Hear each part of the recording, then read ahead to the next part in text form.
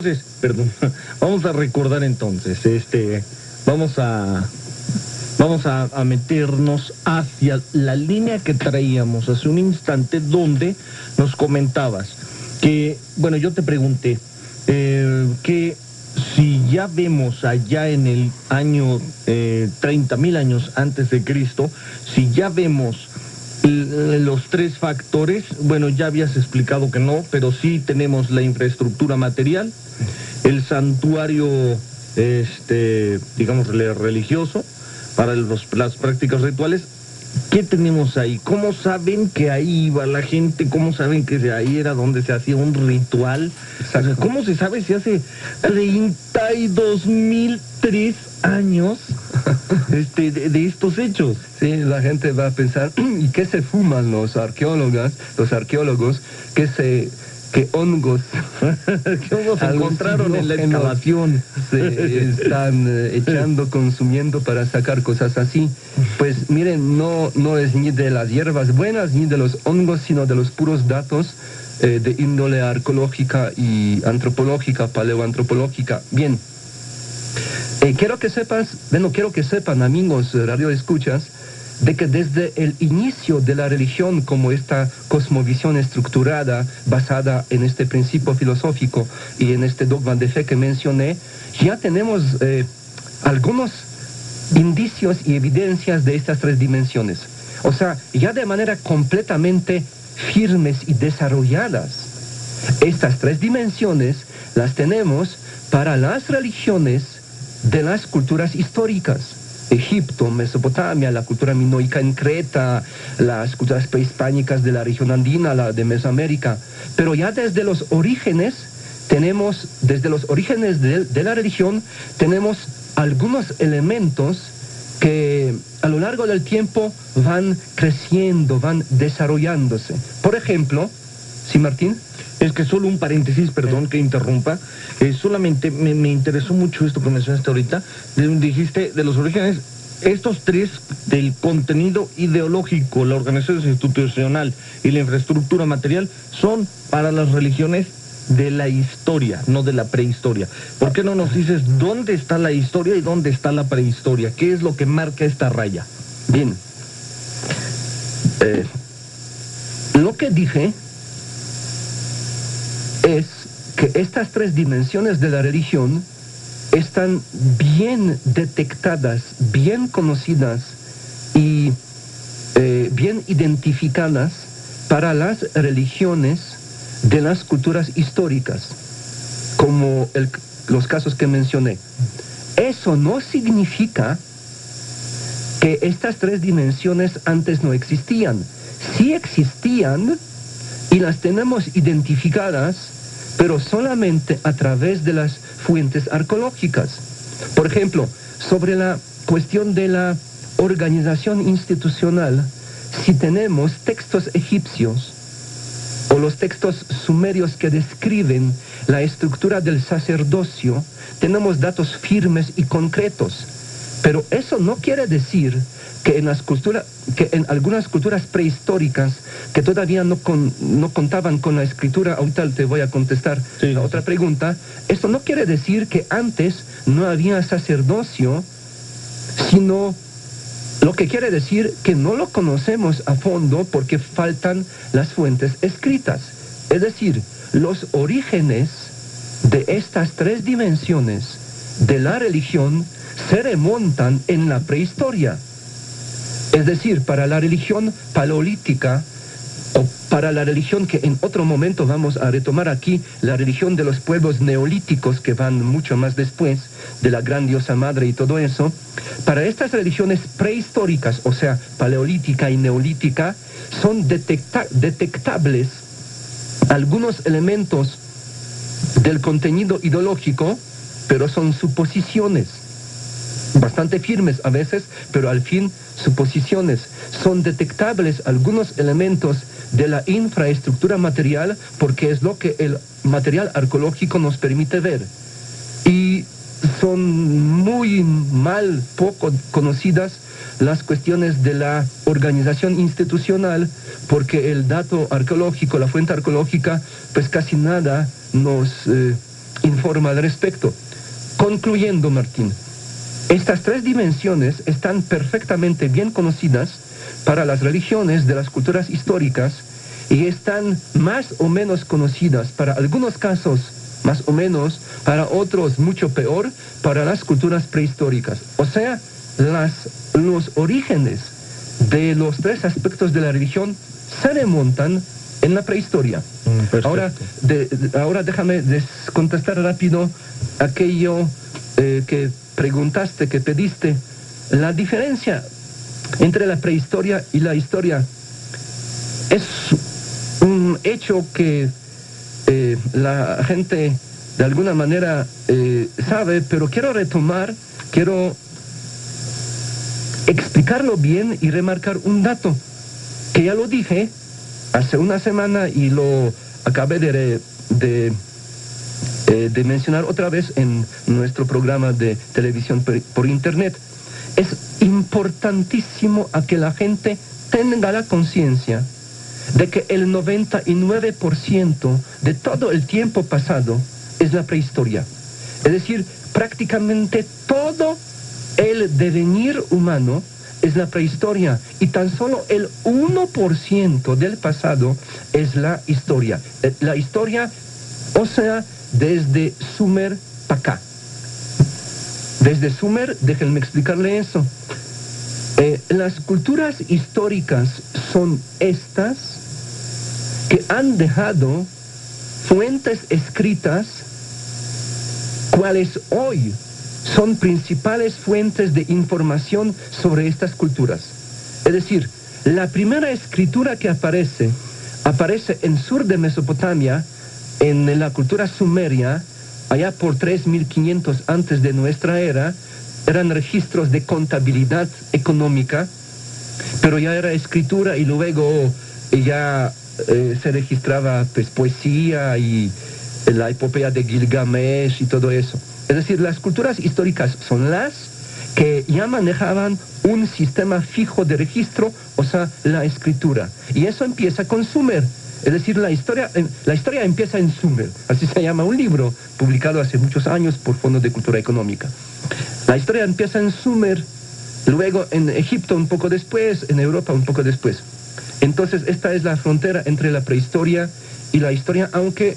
La escritura, aunque quiero dejar bien claro que hay una fase de transición. Cuando ya la prehistoria está tan firme que ya existen los primeros registros, pero todavía no se registra nada muy firme, todavía hay poca escritura, hay un periodo de transición de la prehistoria a la historia, y este periodo de transición se suele llamar protohistoria. El periodo de transición de la prehistoria a la historia se suele llamar, repito, protohistoria. Bien. Excelente, claro. Excelente. Bien. Bueno, ahora sí ya continuamos, que ya tenemos el tiempo encima. Yo creo que cerramos nada más con esto. Solo con este dato, entonces, de cómo sabemos que ese era un lugar santuario. Sí. ¿Cómo lo sabemos? Sí, perdón, Radio Escuchas. Martín insiste en una excelente pregunta y yo me hago que no la escucho. Claro que sí. ¿Cómo diablos sabemos, ándale, qué hongos se echan estos?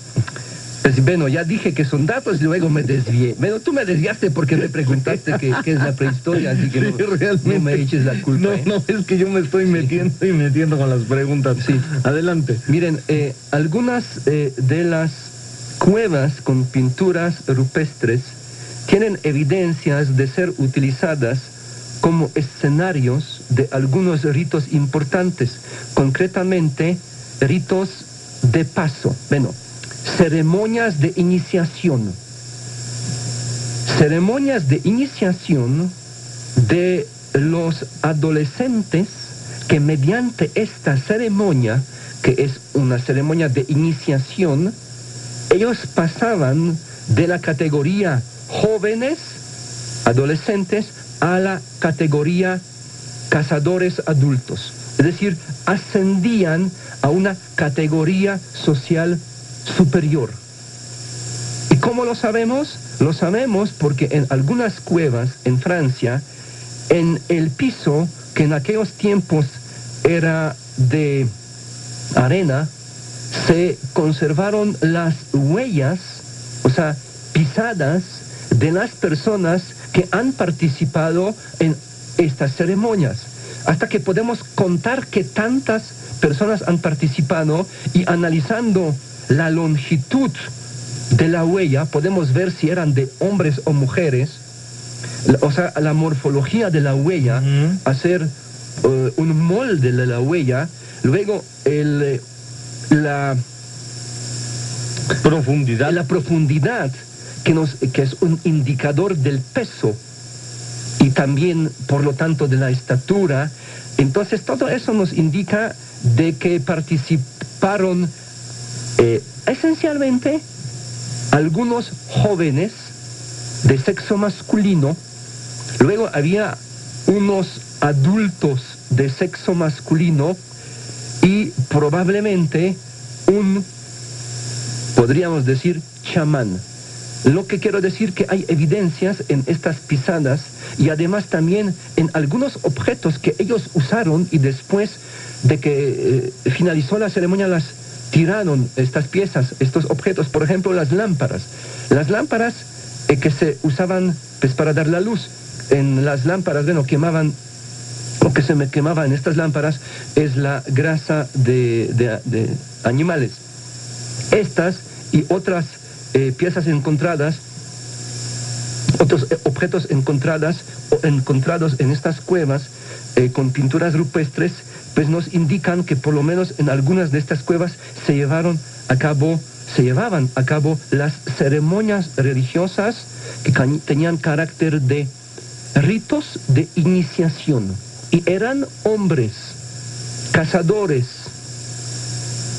no eran mujeres, por lo tanto las mujeres no cazaban, eso sí sabemos con toda la seguridad, por lo tanto eran ceremonias en las cuales jóvenes se convertían en adultos cazadores. Esta es la interpretación más firme. Hay otras pistas arqueológicas que para explicarlo bien a fondo habría que ir un poco a lo que es la metodología de investigación arqueológica, es decir, toda la cocina de la arqueología. En un momento dado, pues con mucho gusto lo hacemos, pero sí queda pendiente, este es el asunto muy importante, queda pendiente el asunto del contenido ideológico de estas religiones antiguas.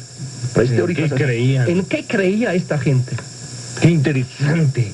A ver si eso podemos tocarlo aquí como continuidad a este programa el próximo lunes. Así, con mucho gusto. Si los queridos radioescuchas ya no sé, aburrieron con tanto rollo teórico conceptual, pues... ¿Cómo crees que se van a aburrir si está excelente el programa? Bueno, ese es mi punto de vista, pero verdaderamente es muy interesante. Pues nos vamos a tener que ir por cuestiones de programa. Antes de despedirnos, algunas llamadas por allá. No, espera, ¿quiere decir una cosa más? Adelante, señor. No puede faltar, pues, como la vez pasada, pues mando saludos y besos a Basha. Perfecto, están mandados. Bashu, saludos, ahí te veo al rato. Perfecto, bien. Y tampoco podrá faltar, me gustaría que los amigos del auditorio, así de carrerita nada más, no sean malos y nos echan un telefonazo para ver si se están aburriendo, para que sea un parámetro de medición, sería extraordinario. Entonces, pues vamos rápidamente a las llamadas, a ver qué tenemos por allá, a ver, nomás que no está aprendiendo esto. Mientras él está buscando, Martín, yo propongo, Martín, que tengamos una vez un programa dedicado exclusivamente a las respuestas de las preguntas. Me parece extraordinario. Para darle, pues, mayor énfasis, profundizar en las respuestas. Porque yo me eché ahorita un rollo de 1 hora y la gente a lo mejor me quiere preguntar algo y tú a esta gente le dices, ¿saben qué? Ni papas, no hay tiempo.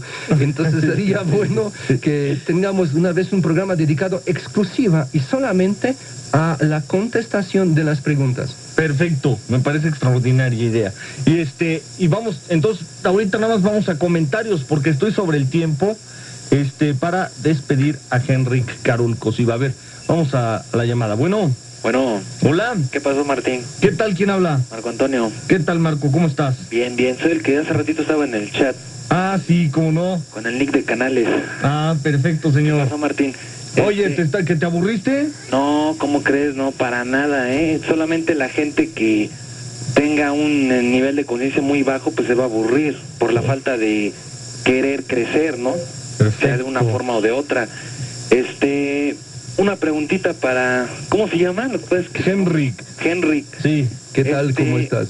¿Qué tal, Henrik? A partir de la llegada de Jesucristo, porque ahorita comentaste tú de las religiones desde la época antes de él, ¿no? Sí, mucho. Pero a partir de la llegada de Jesucristo, ¿cuál es el principal motivo por el cual surgen las religiones cristianas a partir de su llegada de él? Porque yo que sepa, Jesucristo no habló absolutamente nada de religiones, pero sí me interesaría saber cuál es el motivo por el cual la gente empezó a crear religiones respecto a sus enseñanzas de él. Perdón que interrumpa, Carlos. Marco, ¿verdad? Marco, sí. Marco Antonio. Perdón que interrumpa, Henrik, también. Estoy anotando esta pregunta. Ajá. ¿Te parece bien? Mire, ¿cómo se llama él? Marco. Mira, Marco, para entender el fenómeno de la del explosivo proceso del desarrollo del cristianismo temprano, es decir, por qué en un momento dado en Roma, en el seno del Imperio Romano, se da el fenómeno del cristianismo, que en poco tiempo se convierte en la religión oficial del Imperio Romano, y luego cómo, siendo la religión oficial del Imperio Romano, se expande por todo el mundo controlado por los romanos, es decir, todo el mundo conocido en aquel entonces. No bastan unos minutos. Es decir, hay una serie de causas sociales, económicas, políticas, bastante bien detectadas, que explican por qué este pegue del cristianismo, por qué se dio el desarrollo tan explosivo de la religión cristiana en el seno del Imperio Romano, pero también hay que partir del judaísmo, porque, como bien sabes, en sus 3 primeros siglos, el cristianismo era tan solo una secta en el interior de la religión judaica. Todos estos aspectos, un poco complejos, requieren, si quieres una respuesta realmente a fondo, requieren no 2 minutos, sino a lo mejor 15 o 20. Por lo consiguiente, escuchaste hace un momento, yo propuse que un programa, o incluso más, que dediquemos enteramente a la respuesta. Lo que te quiero decir, y para cerrarlo, que te recuerdo algo que dije la vez pasada, hace una semana. La ciencia de las religiones, y yo soy un científico, parte por principio de la no existencia de una religión verdadera. Es decir, todas las religiones merecen la misma atención, merecen ser igual de a fondo investigadas. Eso quiere decir de que desde el punto de vista de la ciencia de las religiones, el desarrollo del cristianismo no se dio, este expresivo desarrollo del cristianismo no obedece a que esta es la única verdadera religión, sino obedece a una serie de causas de índole económico, social y política. Y estas causas podemos analizar pues un poco más a fondo en aquel programa que será dedicado solamente a las respuestas. ¿Te parece? Ok, perfecto. Ándale, Bueno. pues. En internet podría haber más posibilidad, ¿no?, de que hablaran de estos temas. También vamos a manejar allá programas de puras preguntas. De hecho, si le parece bien a Henrik, vamos poniendo el próximo lunes allá para puras preguntas. ¿Sale? Ok. Ok. Dale, Martín. Gracias a ti. Ahí te dejó el teléfono. Ya me lo dieron. Aquí ok. lo tengo. Te voy a echar un phone mañana si se puede. Ok. Sale, Ok. Martín. Gracias. Una felicitación por todo esto que están haciendo. Está súper interesantísimo. Muchas gracias. a todo el equipo. Gracias. Sale. Bye, Martín. Bien, vamos a la siguiente línea. Bueno, Hola, buenas noches. hola, ¿qué tal? ¿Quién habla? Carlos. ¿Qué tal, Carlos? Martín Henry, buenas noches. ¿Qué tal? Gracias. Felicidades por el programa, de verdad que no es aburrido, no tienes por qué decirlo, es muy interesante y de verdad que pues hay que ir profundizando poco a poco y pues seguro que salen las conferencias, que dará los seminarios, perdón. Sí. Van a ser importantes, ¿eh? Seguro que sí. Bien, pues. Pues, señor.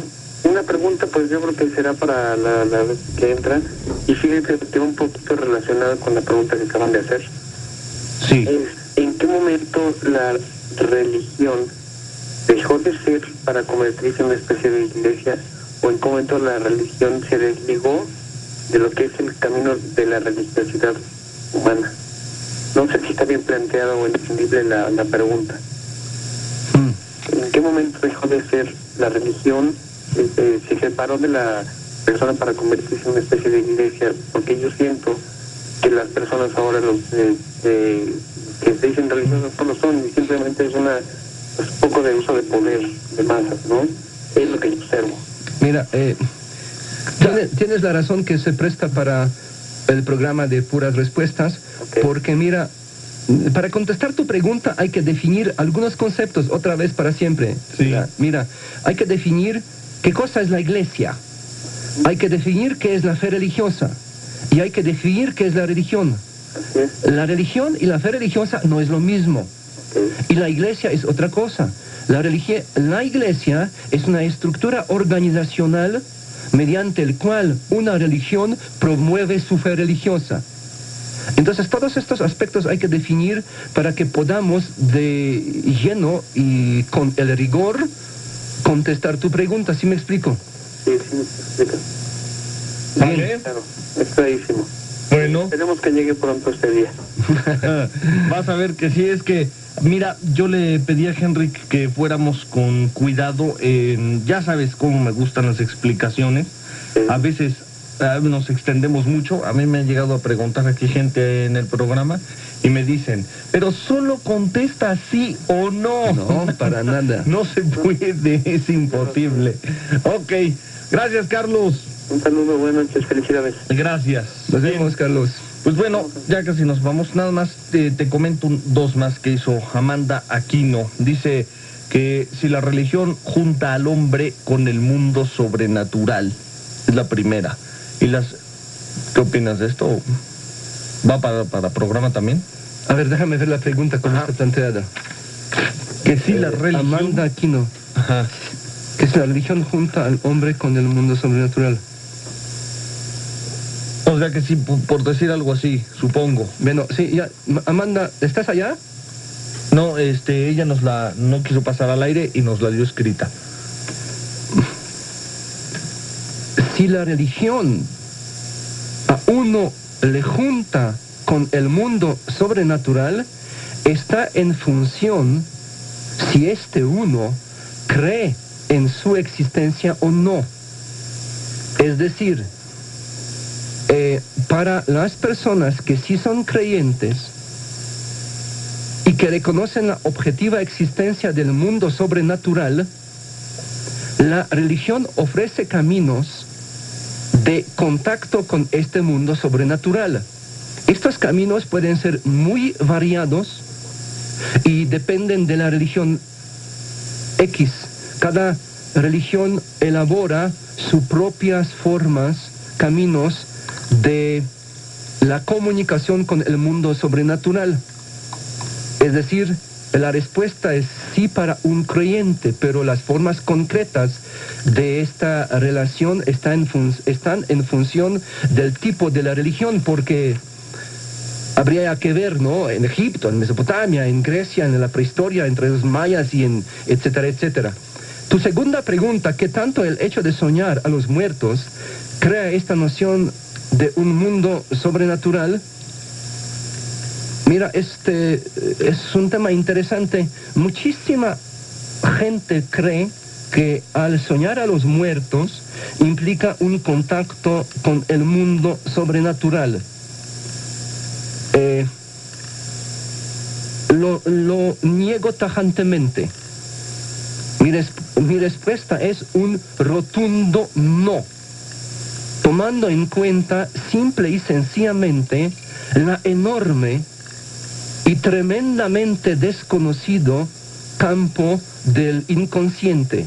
Todas las investigaciones, toda la psicología profunda de Freud, de Lacan, de Carl Gustav Jung, y sobre todo la psicología analítica de Jung, nos hacen ver la increíblemente profundo campo del inconsciente. Este campo de inconsciente se manifiesta en los sueños y soñamos una enorme cantidad de las cosas, y la mayoría de las cosas que soñamos no acordamos, y soñamos tantas cosas, a veces tantas barbaridades, de que si estas barbaridades hubieran sido el famoso mundo sobrenatural, úchale, imagínate. Todos nosotros conocemos los sueños, que cuando nos despertamos pensamos qué bien que nadie sabe que soñé.